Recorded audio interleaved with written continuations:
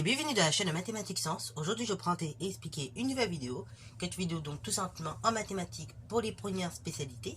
Et dans cette vidéo de mathématiques pour les premières spécialités, ici je vous propose donc de continuer le cours. Et donc là, on va rentrer vraiment dans la partie première du chapitre géométrie repérée. Alors comme c'est un tout petit chapitre, ici je vais tout simplement résumer les différents points qu'on va aborder dans le chapitre là, ok. Après, ne vous inquiétez pas, il y aura également pas mal de vidéos d'exercices, comme on a fait donc pour la première partie de ce chapitre, avec un exercice type DS, bien évidemment, à la fin, ok. Bravo, pour le coup.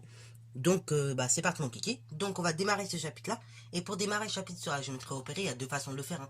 Soit vous n'avez peut-être pas fini la partie sur produit scalaire, sur tout ce qui concerne les études de points, et donc vous ferez l'étude des ensembles de points avant.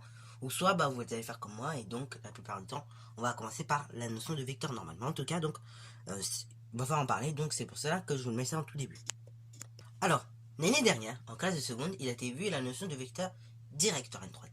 Et donc, on l'a redéfini précédemment dans le chapitre, donc dans la partie des rappels, comme le vecteur normal, on l'a défini de la façon suivante, c'est-à-dire donc comme vecteur qui est collinaire à tout vecteur de la droite. Okay, c'est-à-dire que si je prends un vecteur, donc dont les deux points en fait sont sur la droite, et tout vecteur qui sera collinaire à un vecteur de la droite, et dans ce cas-là, on dirait que c'est un vecteur directeur de la droite. Ok, bravo. Parce que tout simplement, ce vecteur-là, U, il va suivre la même direction que un des vecteurs de la droite. Et c'est à peu près le même principe pour la notion de vecteur normal. Ok, la notion de vecteur normal, comment qu'elle se définit? Et c'est très simple en fait. Ok, on va tracer une droite, comme vous pouvez le voir à l'écran. Voilà, une droite D. Mais je suis encore pas original, mais c'est pas grave. Donc on trace une droite D, et admettons donc on va tracer un vecteur que je vais nommer AB par exemple. Donc avec les points A et B qui appartiennent à la droite. Donc juste là, voici le vecteur AB. Donc là, c'est mon vecteur AB, comme ceci. Et en fait, on va parler de vecteur normal à une droite à partir du moment où on a la chose suivante. Donc le vecteur U, on considérera comme normal à la droite à partir du moment où ce vecteur U, en fait, est tout simplement donc orthogonal à tout vecteur de la droite. Je m'explique. En gros, pour que le vecteur AB et le vecteur U donc soient... Pour que le vecteur U soit un vecteur normal à la droite D, et tout simplement, en fait, il faut que le vecteur U soit orthogonal à tout vecteur directeur de la droite. Ok, bravo. Donc là, on commence à bien comprendre cette notion de vecteur directeur. Donc c'est un vecteur qui suit la même trajectoire que la droite, la même direction. Et donc en fait, si ton vecteur U il est donc orthogonal à tout vecteur directeur de la droite, on parle de vecteur normal. Voilà, donc on va le noter. C'est très important que vous ayez cette définition en tête.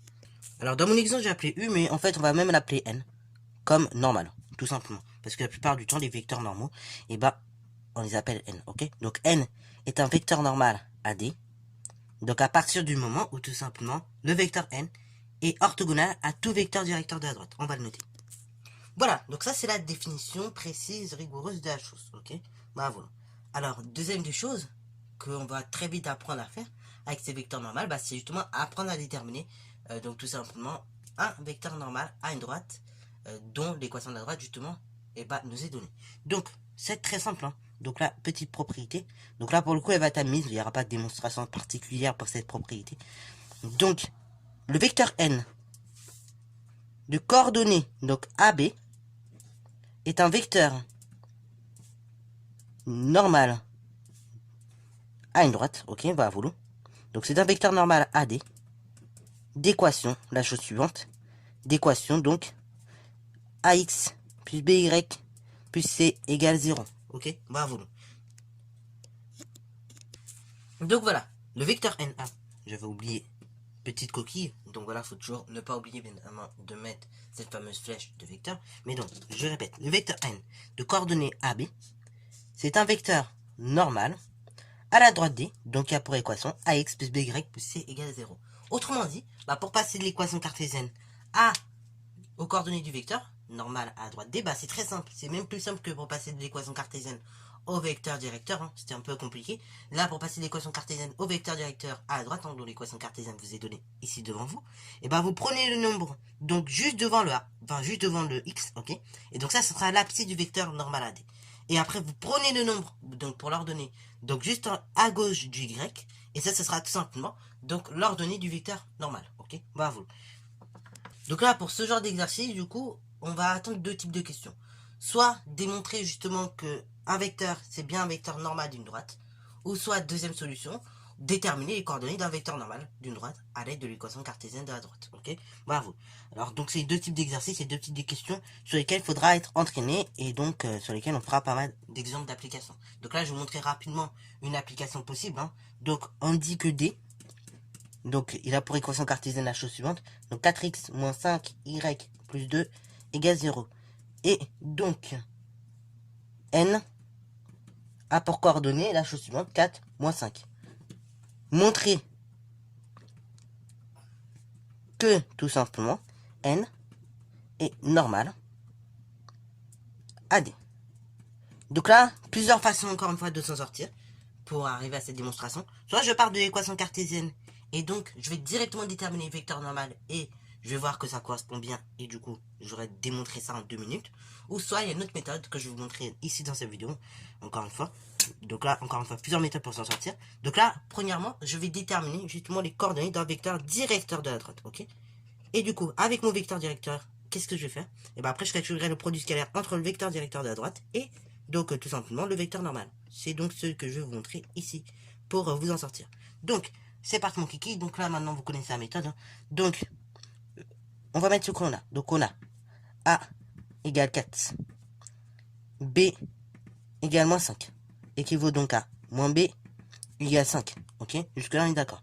Donc, U de coordonnées, on a dit moins B, A. Donc moins B, c'est l'abscisse du vecteur directeur. Et A, bah, c'est tout simplement l'ordonnée du vecteur directeur. Donc moins B, il vaut 5. Et A, il vaut tout simplement 4. Donc U de coordonnées 5, 4 est un vecteur directeur de D.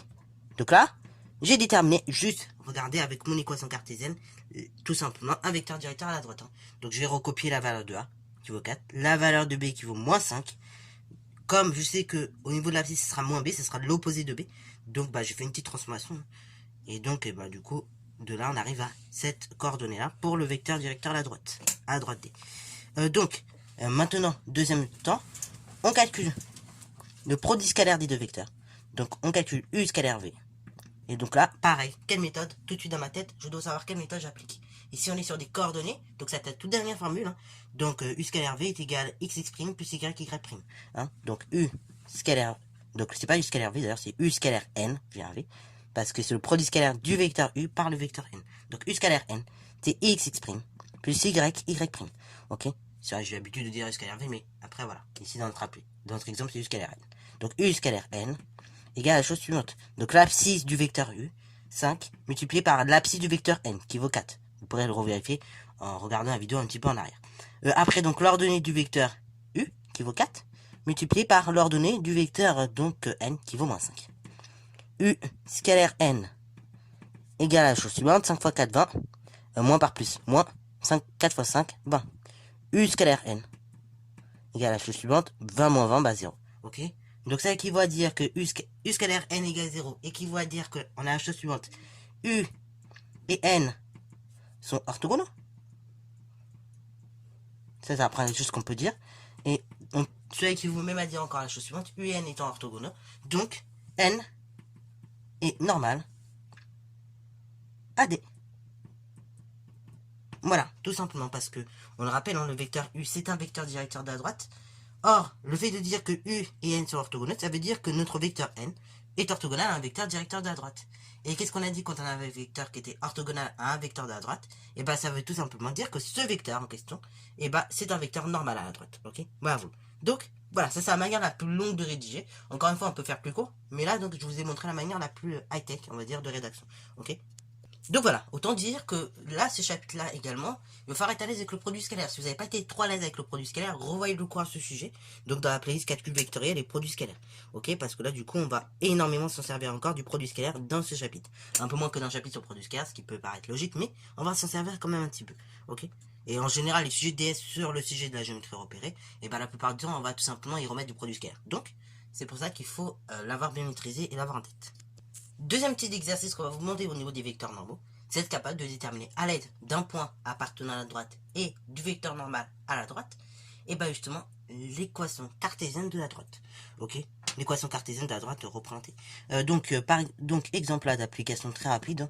Donc par exemple du coup D, passe voilà, par le point A de coordonnées donc moins 2, 3 et n de coordonnées donc de 5 est un vecteur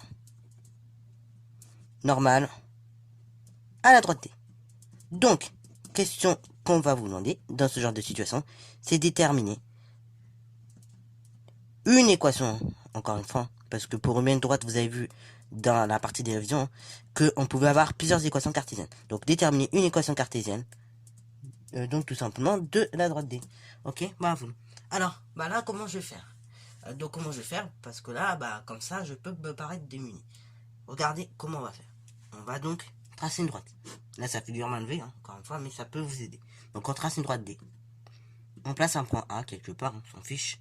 Et on va tracer, donc là, encore une fois, ça m'a levé, un vecteur normal à la droite. Donc, admettons, il est comme ça. Vecteur N. Bon, il peut être dans l'autre sens, mais c'est pour vous montrer un petit peu la chose. Donc, comment je vais faire?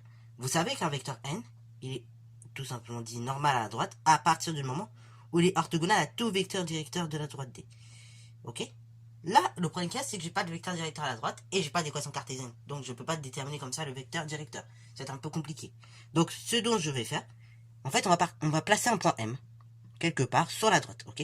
On va poser M quelque part sur la droite avec des coordonnées du style x, y.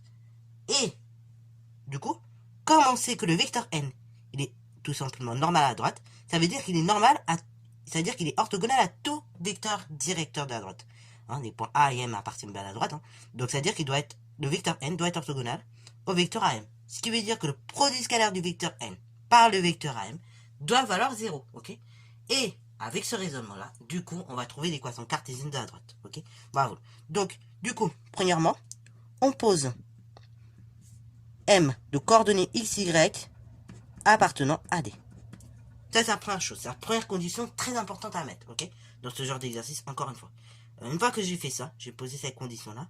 Donc, deuxième des choses, et bah, on va rappeler le fait que le vecteur n est un vecteur normal, du coup, à la droite, ok? Bravo. Donc, deuxièmement, comme m, et le vecteur n, pardon, est normal à D, alors, donc, tout simplement, ce vecteur n, donc, est orthogonal à notre fameux vecteur AM. Ok? Au vecteur AM, qui est tout simplement un vecteur directeur, hein, puisqu'il dirige la droite, hein, donc c'est un vecteur directeur, donc à notre fameuse droite AB, ou à notre droite T, tout simplement. Voilà, donc là, ça veut dire quoi concrètement, ce que je viens de dire? Autrement dit, donc, on a la chose suivante. Autrement dit, donc, le produit scalaire de n par le vecteur AM est égal à 0. Or, justement, bah, qu'est-ce qui me manque là? Il me faudrait peut-être les coordonnées du vecteur AM. Parce que je vous rappelle, le produit scalaire de deux vecteurs, hein, là, pour le calculer, on a des coordonnées. Donc, il faut faire le produit des abscisses par le produit des ordonnées de chacun des vecteurs. Donc là, j'ai les coordonnées de n, c'est bien. Mais j'ai pas les coordonnées du vecteur AM. Or, bah, justement, qu'est-ce qu'on va mettre? AM. Là, pour coordonner la chose suivante. Donc, on peut rappeler la formule. Donc, c'est l'abscisse de M moins l'abscisse de A. Et c'est l'ordonnée de M moins l'ordonnée de A. Équivaut à la chose suivante, vecteur AM, qui a pour coordonner la chose suivante. Donc, l'ordonnée de M, bon, l'abscisse de M, pardon, qui vaut X moins l'abscisse de A. Donc, l'abscisse de A, on a dit c'est moins 2. Donc, ça ferait X moins 2. Donc, X plus 2. Et pour l'ordonnée, donc, c'est l'ordonnée de M. Donc, Y moins l'ordonnée de A, qui vaut donc 3. Voilà. Donc, on a les coordonnées du vecteur M. Ainsi, donc, n scalaire à m égale 0, ça équivaut à la chose suivante. Donc, c'est le produit des abscisses de chacun des vecteurs plus le produit des ordonnées de chacun des vecteurs qui doit valoir 0. Équivaut à, donc, l'abscisse du vecteur n, il vaut 2, que l'on multiplie par l'abscisse du vecteur m, qui vaut x plus 2, plus l'ordonnée du vecteur n, qui vaut 5, qu'on multiplie par l'ordonnée du vecteur m, qui vaut y moins 3, égale 0. Ceci, donc, on va développer, hein. On va supprimer ces parenthèses, donc on développe le 2 avec tous les éléments de la première parenthèse, le 5 avec tous les éléments de la seconde parenthèse, donc ça fait 2 multiplié par x, plus par plus, donc 2x, Et après, plus par plus, ça fait à nouveau plus. 2 fois 2, 4. Plus. Après, 5 fois y. Plus par plus, ça fait plus à nouveau. 5 fois y, ça fait 5y. Plus par moins, ça fait moins. 5 fois 3, 15. Égale 0. Bon, on y est presque. Hein. Donc là, il s'agira de réduire un tout petit peu. Donc on arrive à une expression de la forme suivante. 2x plus 4 plus 5y moins 15 égale 0.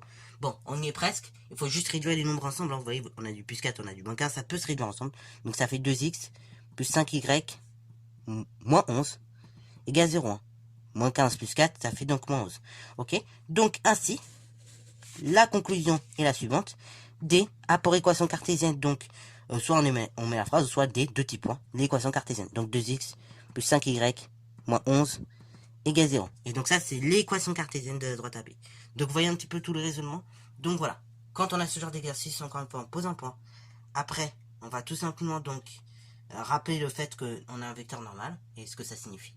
On calcule les coordonnées donc du coup de notre vecteur AM, dans la plupart du temps. Et après donc tout simplement, vous voyez, on effectue ces petites manips au fur et à mesure pour avoir l'équation de la droite. Ok. Alors, dernière chose qu'on va voir dans le chapitre également, c'est justement, si les droites ont des équations cartésiennes, ce ne sont pas les seuls éléments à en avoir. Ok. Autant si pour les équations réduites de droite, on avait dit que c'était seulement les droites verticales, les droites non verticales qui avaient donc une équation réduite. Là, pour les équations cartésiennes, ça s'est ouvert. En fait, toutes les formes géométriques, même un cœur, peut avoir une équation cartésienne. Alors, je vous l'affiche juste là. Donc, un jour, si vous savez pas comment... Donc, morale de l'histoire. Un jour, si vous savez pas comment déclarer l'amour à quelqu'un, et vous pouvez le dire de la façon suivante. Hein. Donc, x au carré plus y moins valeur absolue de x, le tout carré, égale 2. Voilà. C'est une façon un peu originale, encore une fois, de déclarer son amour. Si on sait pas comment le faire. Ok. Bravo. Ça peut être original, mais encore une fois, faut pas que la personne soit trop fermée. Voilà, ok. Bon, fin de la parenthèse, revenons donc aux maths. Donc oui, si des droites ont des équations cartésiennes, les cercles aussi ont des équations cartésiennes. Et justement, on va étudier l'équation cartésienne d'un cercle. Donc, dernière partie du cours, hein, donc l'équation cartésienne d'un cercle. Donc si on prend un cercle C, de centre A, donc le centre A, donc le point A de coordonnées AB, et de rayon R, ce cercle-là a pour équation la chose suivante. Équation cartésienne, la chose suivante, c'est x moins a au carré, donc plus y moins b, le tout au carré, égale r au carré. Donc là, exemple très pratique encore une fois, hein, donc d'application du cours, hein, direct. Donc exemple, C et le cercle, donc de centre, la chose suivante, donc de centre A, qui a pour coordonnées 2, 3 et 2 rayons. Donc la chose suivante, 2 rayons 5 cm. Ok, bon, l'unité on s'en fiche, mais voilà, on peut le mettre si on veut. Bon, là on demande tout simplement de déterminer une équation cartésienne de ce cercle. Donc on identifie très rapidement le A, le B et le R. Donc ça, l'abscisse du point A, c'est la valeur de A. L'abscisse du point, l'ordonnée du point A, donc c'est la valeur de B. Et le rayon, 5 cm, 5, c'est la valeur de R. Donc, notre cercle, donc c'est, il y aura pour équation la chose suivante. Donc, ça sera tout simplement, donc, x moins a, donc c'est-à-dire x moins 2, le tout au carré, plus, donc tout simplement, y moins b, donc y moins 3, le tout au carré, égale donc le rayon au carré, c'est-à-dire 5 au carré. Équivaut donc à la chose suivante, ça fait donc tout simplement x moins 4, x moins 2 toujours, pardon. On va laisser comme c'est, hein, c'est plus simple. Donc ça fait x moins 2, le tout au carré, plus y moins 3, le tout au carré, égale 25. Ok, bravo. Et voilà, donc en 2 secondes, comment on peut déterminer justement l'équation d'un cercle. Et dans les exercices, également, ce qui pourra arriver des fois, c'est que justement, vous ayez un ensemble de points dont on vous donne une équation. Voilà, avec pas mal de x et de y mélangés. Et le but, ce sera de déterminer si justement, cet ensemble de points modélisé par l'équation en question, est-ce que c'est bien une équation de cercle. Donc là, il faudra passer d'une forme développée à cette fameuse forme factorisée aussi. Okay, donc ça, on verra ça plutôt dans les exercices. Voilà, sur ce, c'est la fin de cette vidéo. J'espère qu'elle t'a plu. Comme d'habitude, n'hésite pas à la liker, commenter et bonne à toi en mathématiques et en sciences.